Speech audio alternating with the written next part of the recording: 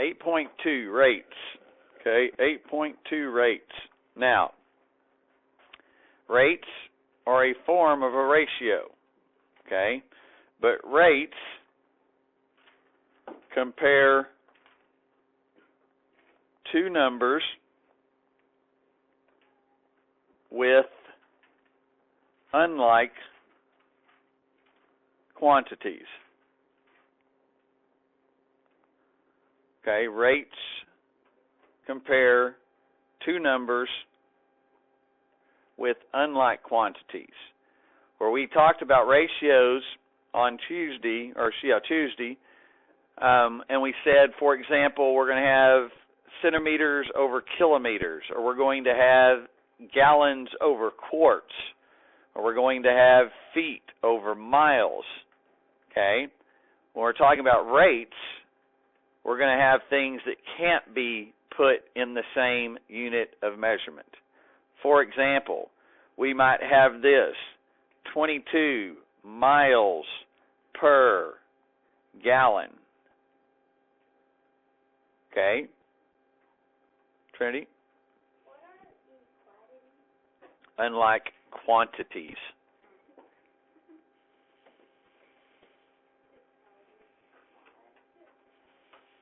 Okay, now, so in our 22 miles per gallon, we have miles and we have gallons. You can't put a certain amount of miles in a gallon. Okay? In a true gallon, the mile wouldn't fit. Okay, if I tried to take a mile of road surface and put it in a milk carton or milk jug, wouldn't happen. Okay? So you can't convert, Jesse. You can't convert because one is measuring distance and one is measuring liquid. Okay? Those are not two of the same units of measurements. Now, the way they will usually write miles per gallon is 22 mpg. There are some acceptable abbreviations for the labels. But that brings me to my next point. Rates must have a label to be correct. So when we were dealing with ratios on Tuesday, you didn't have to do anything. You didn't have to put any labels. You didn't have to, when we converted them both to feet, we just left it, nothing on it. Now you must have a label with your answer. Okay? Second thing, rates will be expressed as a whole number, decimal,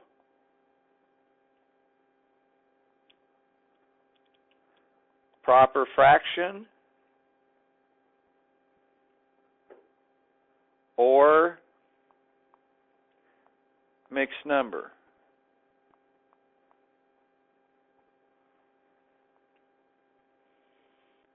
Okay, where we said the rates had to be the ratios had to be expressed as a proper or improper fraction, rates are not expressed as an improper fraction.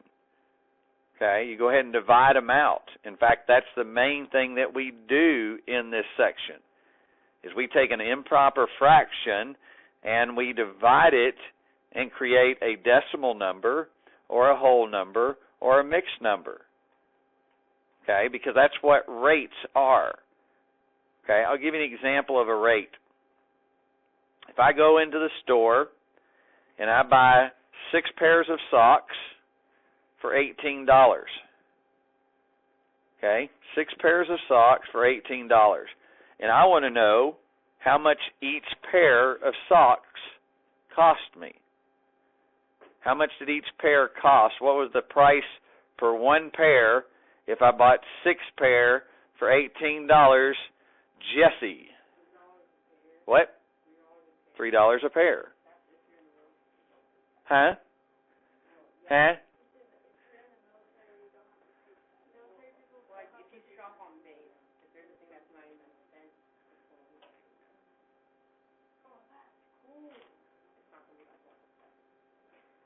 Okay, well, I was saying it cost you $18, so we're assuming that you paid tax.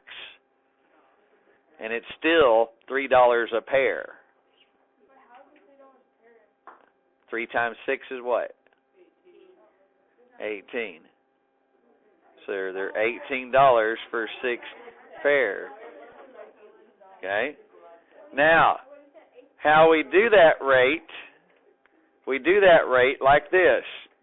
$18 for 6 pairs. Now, then you simply do this. Put the $18 over the number of pairs.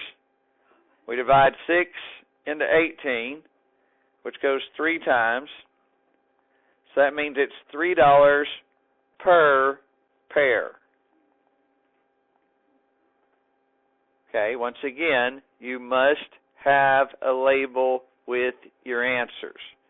If you do not, Coach Smith is going to have to be the bad person and count it wrong tomorrow when the little person raised their hand.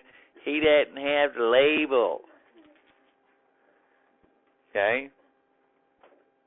So, now, other types of rates. We say, I went 300 miles on 18 gallons of gas. So, I want to know what is miles per each gallon. So, here's the thought. Miles per gallon. So, here's how you set it up. Miles, the division bar is the word per gallon. So, I transformed this into 300 miles over 18 gallons. 300 miles over 18 gallons. Okay, but I'm not done. Then I have to divide it. 18 into 300. Where yesterday it was okay to leave it like that as an improper fraction, just reduce it. Today we can't do that. Today we're actually taking it down, expressing it as a whole number, a mixed number, a decimal, or a proper fraction. And so when you divide that, 18 goes into 30 once, be 18, remainder 12, bring down my 0, 18 into 120, let's see, 5 times, nope, 8 times. 64, 144, nope, going to be 6 times. Yep, 6 times. That would be 108. That'd be a remainder of 12. So it's obviously going to keep repeating the 6. So I'm just going to round it to the nearest tenth, and that would be 16. Actually, they're going to want you to do that. Put the bar over it. Miles per gallon. Wait, how did you get 120? How did I get 120? Oh, 120. I got 12, and then I brought down